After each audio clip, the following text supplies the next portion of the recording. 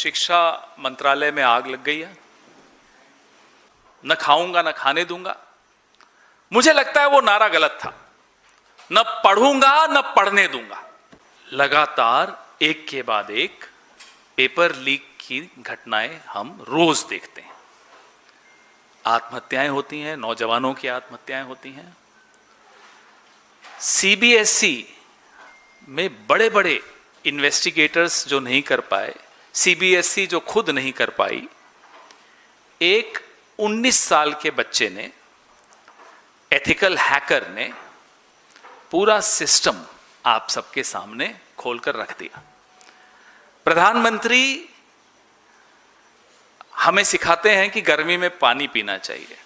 थोड़ा चुल्लू भर पानी अगर धर्मेंद्र प्रधान जी के पास भेज देते तो देश का थोड़ा भला हो जाता। देश के नेता प्रतिपक्ष राहुल गांधी जब कुछ पोस्ट करते हैं, जब कुछ बोलते हैं, जब कुछ वीडियो निकालते हैं, और प्रधानमंत्री, इन दोनों की बातें आप सुन लीजिए, आपको स्पष्ट समझ में आ जाएगा कि जिसको देश चलाने की जिम्मेदारी है वो आम की वैरायटीज डिस्कस करता है, और जो विपक्ष में है उसको चिंता है देश के नौजवान की, देश के भविष्य की। और जिन बच्चों को हमारे प्रधानमंत्री, हमारी सरकार, अरे ये तो कल के बच्चे हैं करके डील करते हैं, उनको इस तरीके से देखते हैं, उन बच्चों का आज और कल आप तबाह कर रहे हैं। पिछले 2 साल में NEET, NET, CUET, JEE mains और अब बीपीएससी, तमाम परीक्षाओं में लाखों नौजवानों के क्या हुआ, धांधली के वो लोग शिकार हुए, नौजवान। लेकिन बात सिर्फ कॉम्पिटिटिव एग्जाम्स की नहीं है। स्कूली शिक्षा, सीबीएसई, जिसको लोग प्रतिष्ठित मानते थे, अब बात स्कूलों तक आ गई है। आप लोग क्या चाहते हो मोदी जी? कि बोर्ड एग्जाम्स में घपला, फिर कॉम्पिटिटिव एग्जाम्स में घपला, फिर एम्प्लॉयमेंट में बीपीएससी जैसी सर्विस कमीशंस में घपला। आप चाहते क्या हैं? कि नौजवान आपके लिए तैयार हो जाएं, वो अनपढ़ रहें, वो जाहिल रहें, बेरोजगार रहें और संघ की शाखाओं में जाएं, और हमारे त्योहारों पर मस्जिदों के सामने डीजे पे नाचें। यही चाहते हैं आप? If there is one manufacturing sector which is doing well in this country, it is the manufacturing of these foot soldiers for RSS, whose future is being destroyed deliberately so that they can dance to the tune of DJ outside mosques and polarize the society. Is this what you want? If you want this, you're doing very well. It was shocking to see the Prime Minister yesterday, and for the first time, and I'm being very honest, actually for the second time, I heard Man Ki Baat. 134 episodes, I heard the first one and I heard the one which was televised yesterday.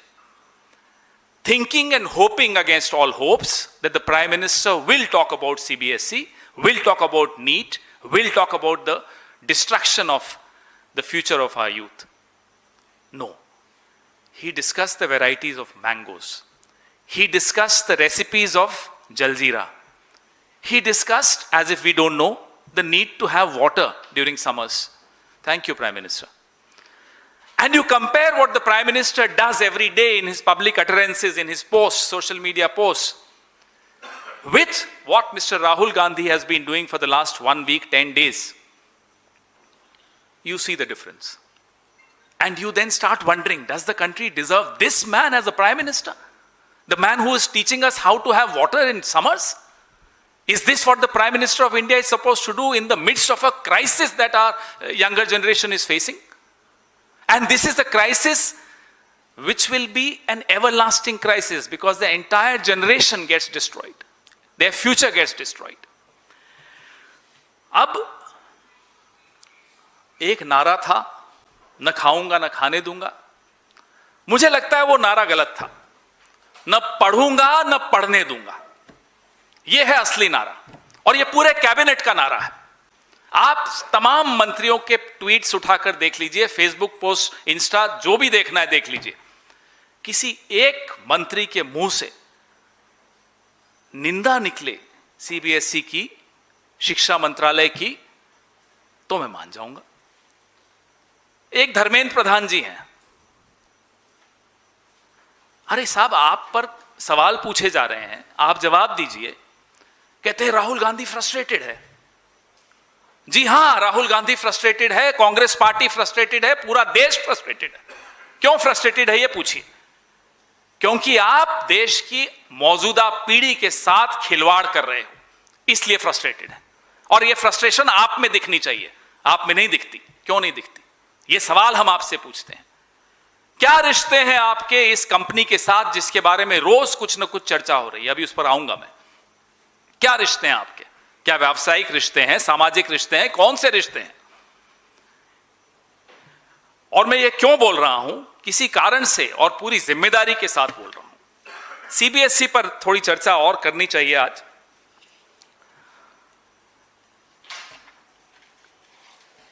जब CBSE ने यह नया system लाए, पहले क्या system होता था कि साहब ये आंसर शीट्स हैं, इस आंसर शीट्स को आप भेजोगे और इन्विजिलेटर जो होगा, एग्जामिनर जो होगा, वो उसको जांच करेगा उत्तरों की और मार्क्स देगा। बहुत सिंपल सिस्टम था, ये सिस्टम था। इन्होंने कहा नहीं साहब, ये सिस्टम तो नेहरू जी का सिस्टम है, इसको हटाओ। ये कांग्रेस का सिस्टम है, इसको हटाओ। अब मोदी जी का सिस्टम आएगा। क्या था मोदी जी का सिस्टम? साहब, मोदी जी का सिस्टम यह था कि अब फिजिकल कॉपीज की जगह स्कैन्ड कॉपीज, यानी कि डिजिटल कॉपीज पोर्टल पे डाली जाएंगी। ये आंसर शीट है, इसको आप स्कैन करेंगे, ये पोर्टल पे जाएगी। ठीक है साहब, इसके लिए कंपनीज आइडेंटिफाई करनी पड़ेगी, टेंडर निकालना पड़ेगा। टेंडर निकालने के लिए आपको कुछ पैमाने रखने पड़ेंगे। they have to be some standard operating procedures। जो टेक्निकल स्टैंडर्ड्स होते हैं वो बड़े दुरुस्त होने चाहिए, बड़े पुख्ता होने चाहिए, ताकि कोई गलती ना हो। ठीक है, तो पहला राउंड हुआ टेंडर का। पहले राउंड में टीसीएस नाम की कंपनी, अकेली कंपनी थी, टाटा कंसल्टेंसी सर्विसेज, जो कि मार्केट की, इंडस्ट्री की एक लीडर मानी जाती थी। चलिए साहब, बोला नहीं, एक ही कंपनी है, एक ही बिडर है, कैसे हो सकता है? एक और राउंड। अब जब दूसरा राउंड, उसमें कोई नहीं आया। फिर अगस्त 2025 में दो कंपनीज ने क्वालिफाई किया, टीसीएस और ये कोएम्प्ट एड्यूटेक। कोएम्प्ट एड्यूटेक, जिसके बारे में मैंने अभी एक सवाल उठाया कि धर्मेंद्र प्रधान जी, आपसे इनका क्या रिश्ता? और भाजपा के बाकी नेता भी बता दें, खुद ही बता दें, नहीं तो कोई 18-19 साल का लड़का फिर निकाल के ले आएगा कि साहब ये रिश्ता है। तो उससे पहले खुद ही बता दीजिए क्या रिश्ता है। अब क्या हुआ कि अगस्त 2025 में जो टेंडर आया, इसमें ये दो कंपनीज क्वालिफाई की। टीसीएस तो साइड में हो गया, कोएम्प्ट एड्यूटेक सामने आ गया। उसको क्वालिफाई करवाने के लिए जो स्टैंडर्ड्स होने चाहिए, जो पैरामीटर्स होने चाहिए, जो क्राइटेरिया होना चाहिए, उस सबको हल्का कर दिया गया, डाइल्यूट कर दिया गया। क्यों? ताकि कोएम्प्ट को लाया जा सके, उसको यह ठेका दिलवाया जा सके। क्या क्या काम किया, क्या क्या डाइल्यूट किया, वो आप सुन लीजिए। जो डीपीआई एक प्रिंट क्वालिटी होती है, वो 300 होनी चाहिए थी, टेंडर की कंडीशन थी, उसको घटा के 200 कर दिया। क्यों? ताकि कोएम्प्ट को लाभ पहुंचाया जा सके, उसको क्वालिफाई करवाया जा सके। जो स्कैन क्वालिटी की मैं बात कर रहा हूं, जो एक कंपलसरी चीज थी, रोबोटिक हाई स्पीड स्कैनर, बड़ा महत्वपूर्ण चीज है, ये मैंडेटरी था। मई 2025 जो पहला टेंडर था, उसमें भी मैंडेटरी था। Mandated robotic high speed scanning system with spine preserved handling of answer books and a minimum resolution of 300 DPI। ये बड़ा क्लियर था और उसमें टीसीएस क्वालिफाई कर गया था। लेकिन कैसे करें साहब, कोएम्ट को दिलवाना है। तो सबसे पहले तो ये हटाया कि साहब robotic high speed scanning system हटा के स्कैनर। अब स्कैनर इससे भी कर सकते हैं, नोकिया 1100 या 1700 उससे भी कर सकते हैं, जिससे चाहे आप कर सकते हैं। तो robotic high speed scanning system हटा दिया गया, कोएम्ट को लाभ पहुंचाया गया, स्कैनर शब्द ले आए, नंबर 1। नंबर 2, 300 डीपीआई और को 200 कर दिया है, मैंने आपको बताया। पास परफॉर्मेंस का क्राइटेरिया था, फाइनेंशियल वीकनेस का क्राइटेरिया था, वो सब हटा दिया गया। हम सब सरकार में रहे हैं, सब पर कंपनियां आके दबाव डालती हैं कि साहब ये क्राइटेरिया हटा दीजिए तो टेंडर में मैं क्वालिफाई कर जाऊंगा। हम लोग नहीं सुनते तो हम विपक्ष में बैठे हैं, जो सुनते हैं वो जलजीरे की आपको रेसिपी बता रहे हैं। तो इन्होंने सुन लिया और ये सारे क्राइटेरिया हटा दिए। सबसे महत्वपूर्ण क्राइटेरिया था कि जो ब्लैकलिस्टिंग के रूल्स थे कि जो कंपनी कोताही बरतेगी, जो कंपनी गलती करती हुई पाई जाएगी, उसको ब्लैकलिस्ट कर दिया जाएगा, वो हटा दिया। अब ये कंपनी रंगे हाथों पकड़ी गई है, लेकिन ब्लैकलिस्ट नहीं होगी। पेनाल्टी लग जाएगी, पेनाल्टी दे भी देंगे, जहां करोड़ों अरबों कमाया वहां लाखों देने में क्या जाता है, और वो लाखों भी इनकी जेब से नहीं जाएगा। मैं बताता हूं क्यों। आज राहुल जी ने एक ट्वीट किया, आपने देखा होगा। अब बच्चों को अपने पेपर का रीवैल्यूएशन कराना है तो 2000 रुपए टोटल लगेंगे। 5 लाख बच्चों ने रीवैल्यूएशन के लिए अप्लाई किया। कितना हो गया? 5 लाख इंटू नहीं, ज्यादा 100 करोड़। तो 100 करोड़ तो यहीं आ गया। गलती कंपनी की, भुगत रहा है बच्चा। जेब किसकी खाली हो रही है? मां बाप की। उस पैसे से आप थोड़ी पेनाल्टी दे देंगे।